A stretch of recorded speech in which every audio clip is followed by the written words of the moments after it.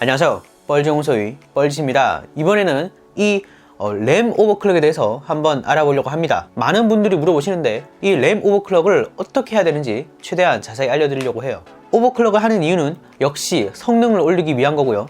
물론 라이젠의 경우에는 램 오버클럭으로 인한 성능 향상이 굉장히 큰 편이기 때문에 가능하면 해주는 게 좋죠. 먼저 자신이 쓰고 있는 램이 어떤 램인지 확인하는 것부터가 중요합니다. 저는 아까 보여드린 삼성 램을 쓰고 있는데요, CPU-Z라는 프로그램으로 한번 확인을 해볼게요. 한 가지 주의하실 점이 있는데 저는 DDR4램 기준으로 설명을 드리고 있습니다. 오버클럭 방법은 뭐 좀 비슷할 수 있는데 그 상세한 값이 조금 다를 수 있다는 점 주의해주세요. 자, CPU-Z를 다운받아 주시고요, 상단 탭에서 SPD에 들어가시면 파트 넘버를 확인할 수 있는데요, 중간에 보시면 CB2라고 되어 있죠. 제 램은 삼성 C다이고요, B다이 경우에는 BB2라고 되어 있다고 하더라고요. 하이닉스 램은 A다이가 램 오버가 잘 된다고 하는데 삼성 B다이가 최고봉이고 그 이하는 대강 비슷하다고 보시면 됩니다. 램 제조사와 다이를 확인하셨다면 이제 메모리 탭에 돌아와서 아래 타이밍 쪽을 한번 볼게요. 현재 제 램은 D램 프리퀀시 2배를 곱하면 됩니다. 현재 1200MHz니까 2배를 곱하면 현재 제 램 클럭은 2400MHz인 것을 알 수 있죠. 그 다음에 우리가 만져줘야 할 부분이 아래 타이밍 부분입니다. 하나하나 다 의미하는 게 다른데 이게 뭘 뜻하는지 안다고 해서 오버클럭을 더 잘할 수 있는 것도 아니고 재미도 없으니까 넘어가도록 할게요. 이 값들 중에서 가장 중요한 게 있다면 맨 위쪽의 CL입니다. 보통 램 오버클럭 정보를 얘기할 때 3200MHz, CL16 이런 식으로 얘기하는데요, 여기서 CL이 이 값입니다. 이 CL이 타이밍 값 중에서 램 성능에 가장 큰 영향을 줍니다. 현재 제 램은 2400MHz 17, 17, 17, 32네요. 물론 그렇다고 해서 CL 값을 적게 주고 다른 값을 많이 주거나 하는 이런 식으로 설정하면 안 하느니만 못하니까 적절히 설정하셔야 됩니다. 자, 그럼 아까 얻은 램 정보로 구글이나 쿨앤조이 같은 사이트에 한번 검색을 해봅시다. 많은 사람들이 자신이 성공한 값을 알려주거든요. 생산 주차에 따라 오버값이 좀 다르긴 한데 대부분은 비슷하니까 비슷하게 맞춰주시면 됩니다. 인터넷에 글을 106개 정도 보니까 삼성 C다이는 1.35V에 3200MHz CL16 정도가 들어가네요. 참고로 라이젠은 인텔 CPU보다 램 오버클럭이 조금 덜 들어갑니다. 그리고 바이오스 업데이트를 하면 램 오버클럭이 조금 더 잘 될 수 있어요. 자, 슬슬 오버클럭 하러 가볼까요? 컴퓨터를 켰을 때 딜리트 버튼을 연타하시면 대부분은 바이오스 창에 들어갔습니다. 메인보드 제조사마다 생김새가 조금 다르긴 한데 내용물은 다 비슷하니까 참고하세요. 제 시스템은 i5 8600K의 Z370 토마호크 보드입니다. 자, 먼저 메인보드에 있는 오버클럭 탭에 가줄게요. 자, 보시면 CPU 오버클럭이 있고 메모리 오버클럭이 있는데요, 여기서 이제 메인보드마다 다 다르기 때문에 여기에 해당하는 메뉴는 직접 찾으셔야 합니다. 자, 먼저 전압을 좀 만져줄게요. DDR4의 경우에는 가능하면 1.35V를 넘지 않는 게 좋습니다. 저는 1.35V로 할게요. 자, 그리고 램 클럭은 3200으로 한번 맞춰보도록 하겠습니다. 자, 그리고 이제 타이밍도 한번 맞춰봐야겠죠. 여기 뭐가 많긴 한데 자, 천천히 따라보시면 되겠습니다. 자, 메뉴에 있는 커맨드 레이트, 이거는 메인보드에 따라서 맨 밑에 있을 수도 있어요.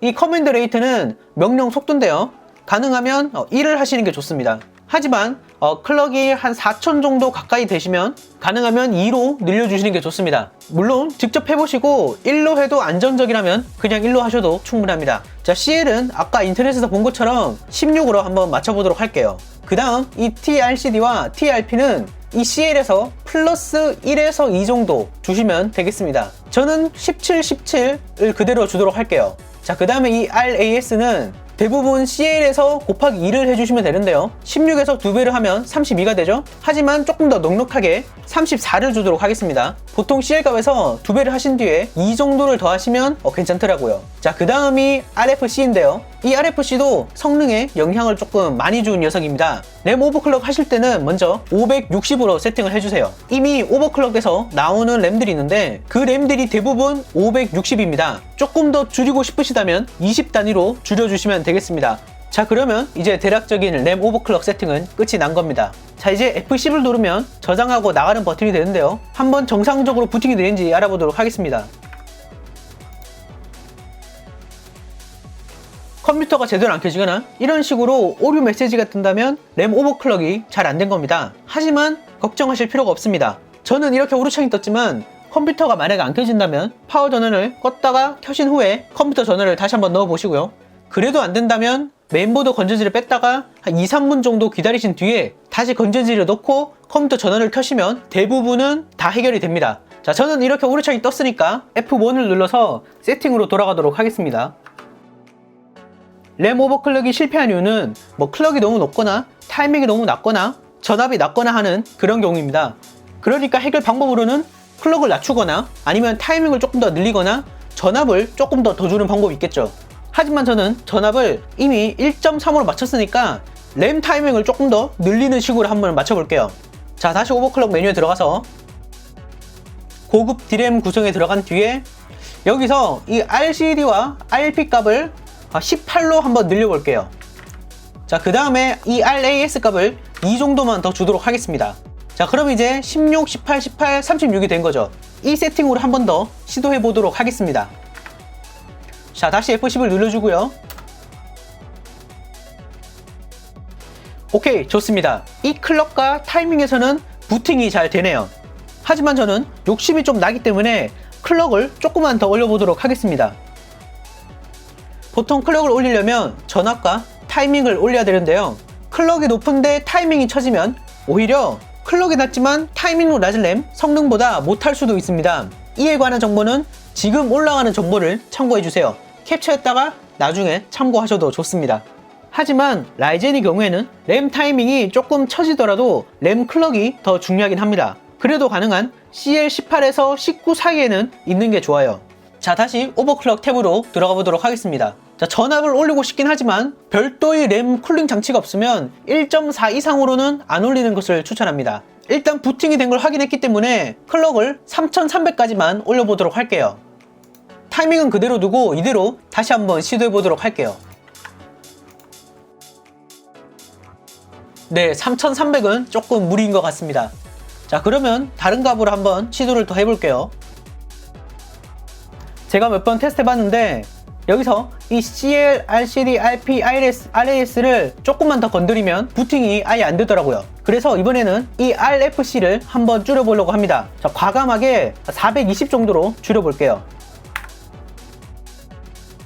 자, 아쉽게도 420은 너무 작은 값이었나 봅니다. 이번에는 그냥 조금 더 널널하게 한번 줘보도록 하겠습니다. 500 정도로 한번 줘볼게요. 이렇게 오버클럭은 항상 시간과의 싸움이 됩니다.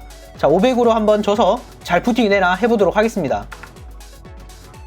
500도 이 램에는 조금 무리인 값이었나 봅니다. 자, 그러면 520으로 늘려보도록 할게요. 이 단위는 20으로 늘려주는 게 좋습니다.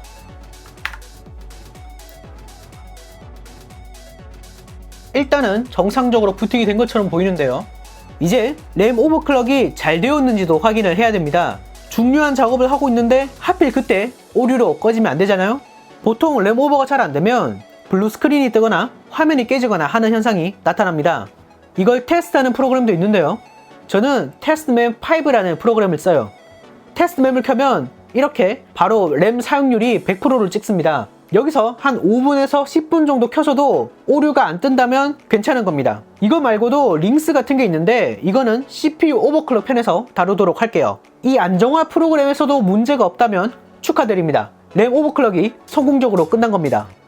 보통 메모리 오버 테스트는 테스트맨 5만 돌리셔도 되고요. 주로 하시는 게임 한두 판 정도만 빡세게 돌려보시는 것도 좋겠죠. 그런데 어때요? 생각보다 별거 없죠? 어차피 단순한 반복에 불과하기 때문이죠. 램 오버클럭의 값은 각 램마다 심지어 똑같은 램이라도 생산 주차에 따라 그 값이 조금씩 계속 다르기 때문에 완벽하게 들어맞는 것은 없습니다. 하지만 다이가 같다면 같은 값을 넣어도 될 확률이 굉장히 높아지기 때문에 가능하면 다른 사람들이 이미 한 값을 참고하는 게 도움이 많이 될 겁니다. 이제 남은 건 거기서 얼마나 더 쪼일 수 있냐는 거죠. 물론 귀찮으면 그냥 그대로 사용하셔도 됩니다. 분명히 순정보다는 성능이 더 뛰어나기 때문이죠. 기억하실 것은 클럭은 높으면 높을수록 타이밍은 낮으면 낮을수록 좋다는 겁니다. 이제 여러분들이 싸움입니다. 자, 영상 봐주셔서 감사하고요. 여러분 생각을 댓글에 남겨주세요. 좋아요와 구독도 잊지 마시고요. 다시 봅시다.